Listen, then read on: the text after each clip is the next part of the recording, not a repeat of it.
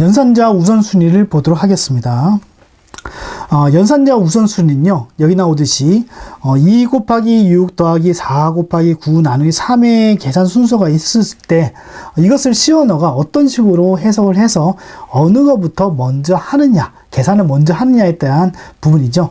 그래서 여기에 대한 명쾌한 해답은 있습니다. 하지만 때로는 그것을 안다고 하면은 간편하게 쓸 수 있는데요. 여기 나오듯이 연산자 순서에 따라서 결합을 합니다. 그리고 연산자 순서라는 것이 이미 결정이 되어 있습니다. 그래서 이것은 가장 우선순위가 높습니다. 그래서 이걸 먼저 하세요, 그 다음에 하세요, 그 다음에 하세요 라고 하는 그 순서가 쭉 정해져 있습니다. 그래서 그 순서에 따라서 결합을 하는데 우리가 매번마다 이것을 다 통째로 외워가지고 그때그때마다 할 수가 없잖아요. 그래서 시언어 뿐만 아니라 C++, C샵에서도 요 부분에 대해서는 우리가 갈로를 써서 이렇게 사용하도록 되어 있습니다. 그래서 그것을 설명하기 전에 일단 기본적인 사항은요, 연산자 순서에 따라서 결합을 시키고요, 그 다음에 높은 우선순위를 가진 연산자가 먼저 계산에 들어갑니다. 지금과 같은 경우는 이 덧셈보다도 곱셈이 먼저 우선순위가 높습니다.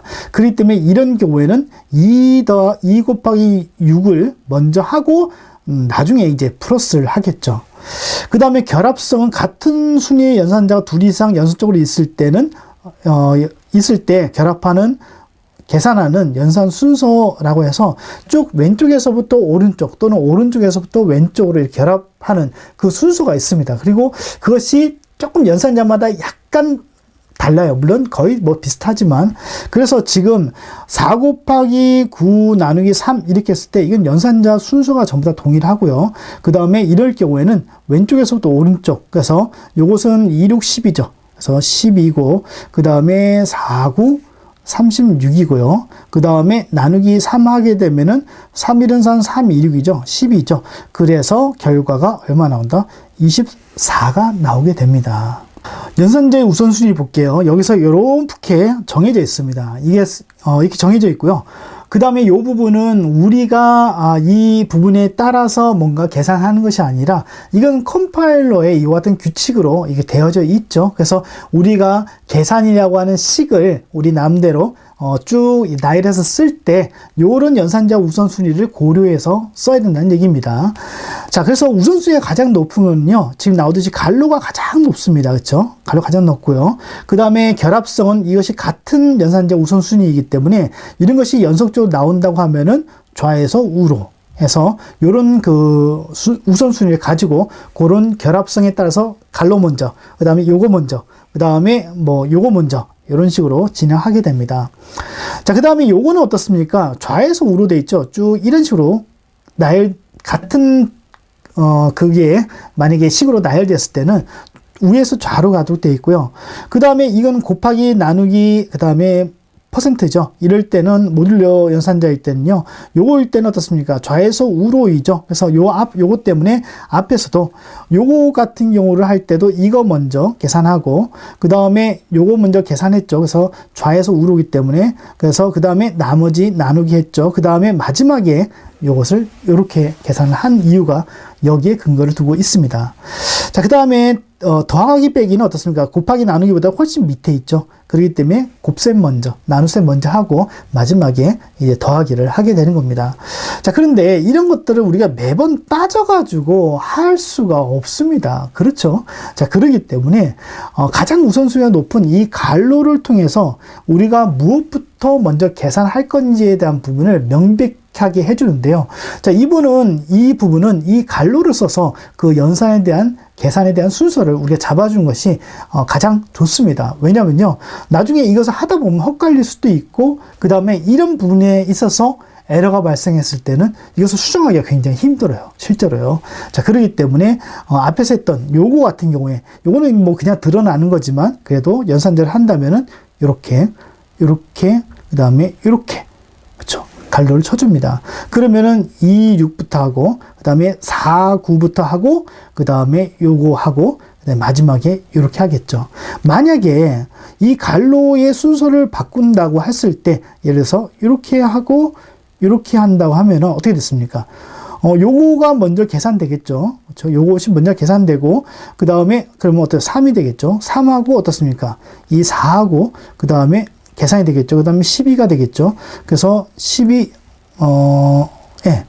해서 결국에는 24라는 값을 이렇게 구할 수가 있습니다. 그래서 갈로에 따라서 그 연산되는 순서가 달라진다. 그 다음에 갈로가 여러 개 있을 때는 가장 안에 있는 것부터 먼저 한다는 거 기억하시고요. 그 다음에 이거 같은 경우는 어떻습니까? 이렇게 되는 거죠. 하면은 6 되고, 그 다음에 1 하기 때문에 결과는 7이 나온다. 만약에 나는 이것을 계산을 바꾸고 싶다. 그럼 어떻게 됩니까? 이런 식으로. 이렇게 할 수도 있겠죠? 이렇게 되면 계산은 어떻게 나오겠습니까?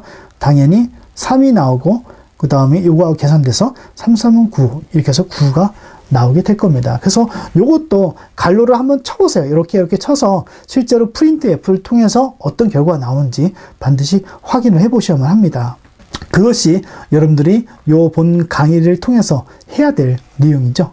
자, 그러면 한번 정리를 한번 해보도록 하겠습니다. 이제까지 우리가 배운 내용이 무엇인가? 자, 먼저 연산자를 사용하는 이유는 뭡니까? 이제 메모리에 저장된 그 값에 영향을 줄 수 있죠. 그리고 그 계산된 결과를 통해서 우리가 그 계산된 결과로 이제 무엇을 할 것인지를 결정할 수 있도록 해주는 것이 바로 이 연산자죠. 그래서 그거에 대한 처리는 이제 뒤에 가면 뭐 반복문이라든지 뭐 조건문이라든가 이런 것이 나올 겁니다. 거기서 실제적으로 이렇게 할 것인가 저렇게 할 것인가를 결정해 주지만 그 결정에 대한 그 근거에 대한 그 부분은 바로 이 연산자를 통해서 전부 다 계산이 되어집니다. 자, 그 다음에 증감연산자에서 전이법과 후이법이 있는데 이거는 시점의 문제이지 뭐 다른 문제가 아니죠. 그래서 그 부분은 여러분이 잊지 않으셨으면 좋겠고요. 그 다음에 가장 중요한 것이 4층 연산자이지만 4층 연산자는 우리가 늘 써왔던 그런 연산자이죠.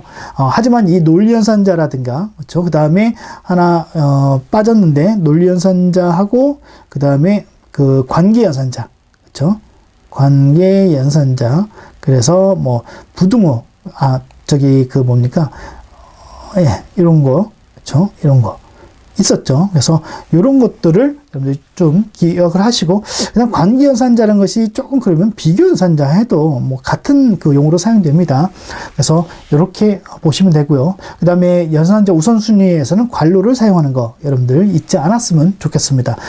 그래서 우선순위를 내가 다 알고 있어 라고 하더라도 괄호를 사용하는 것이 좋습니다. 그렇죠? 왜냐하면 사람은 실수할 때가 반드시 있거든요. 그래서 그 실수를 이 연산자 우선순위 때문에 발생한다고 하면은 그걸 찾아내기가 굉장히 힘이 듭니다.